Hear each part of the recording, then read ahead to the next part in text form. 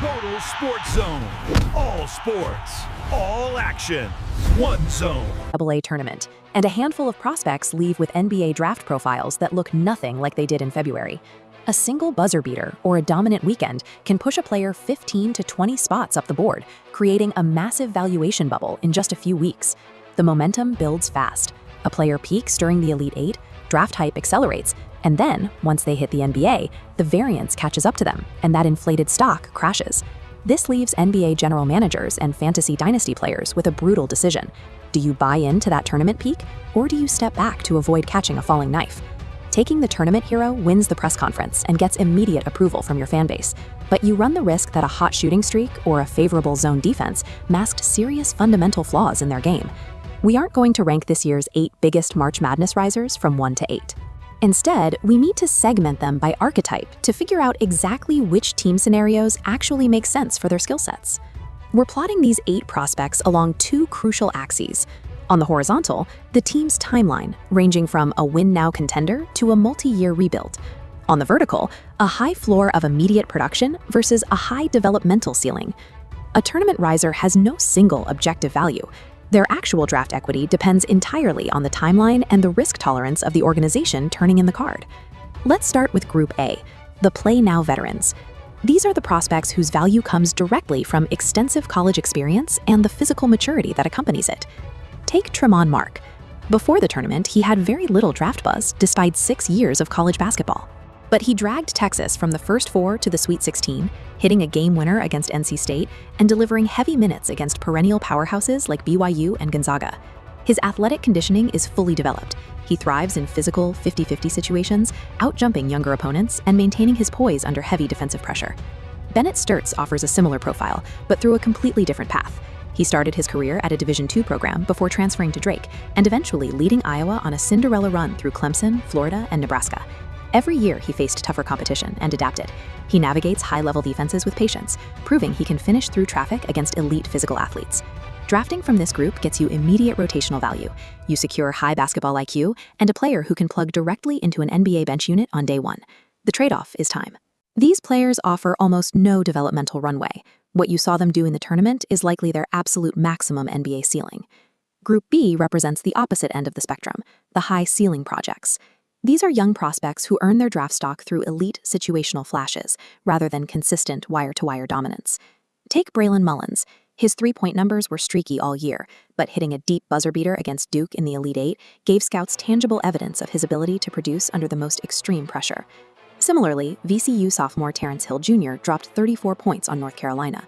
He showed incredibly smooth offensive mechanics, dissecting the defense in the pick and roll and hitting spot-up jumpers with high efficiency. But Hill is a major liability on defense. To survive on an NBA floor, he needs the rigorous, scheme-heavy development VCU is famous for. Drafting from this archetype means you are securing raw traits that simply cannot be taught to a 19-year-old, like natural movement shooting and instinctual pick-and-roll vision. This chart maps out the expected timeline. You have to endure a dip in value while they sit on the bench for their first 2 seasons, before seeing a sharp upward curve in years 3 and 4, as their bodies and defensive instincts mature. You have to commit to a multi-year stash. If your organization doesn't have a top-tier developmental coaching staff, spending a first-round pick here will be a sunk cost. Then we have Group C, the flawed specialists.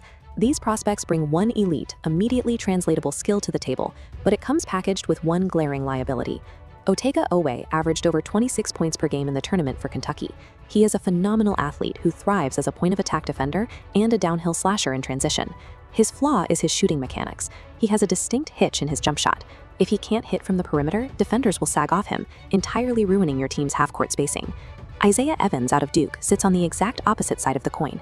He hit 9 total three-pointers in tournament play, proving he is a true volume marksman who can shoot off the bounce or off movement.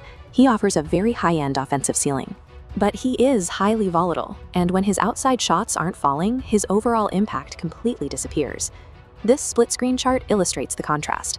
On the left, Oweh spikes in athleticism and defense, while flatlining in shooting. On the right, Evans spikes dramatically in shooting, but flatlines in consistency and physical defense.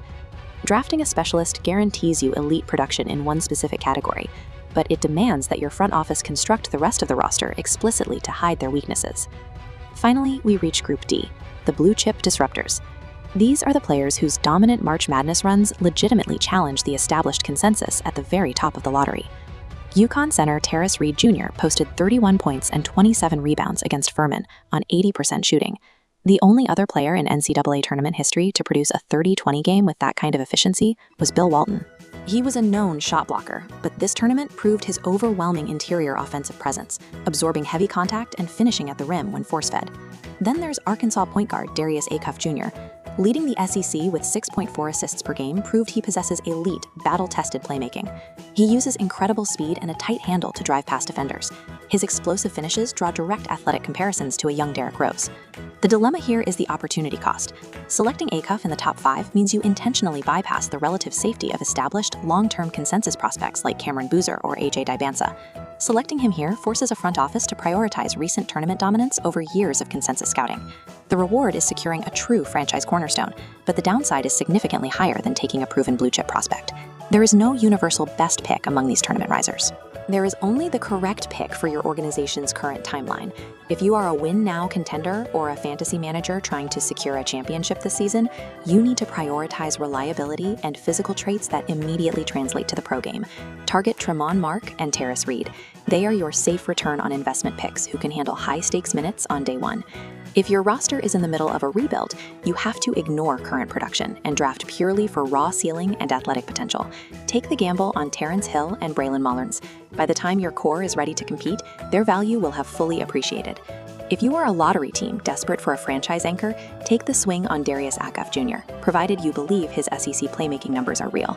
And if your team already has elite shooters but struggles on the perimeter, target Otega Owe as a potential solution for your point of attack defense.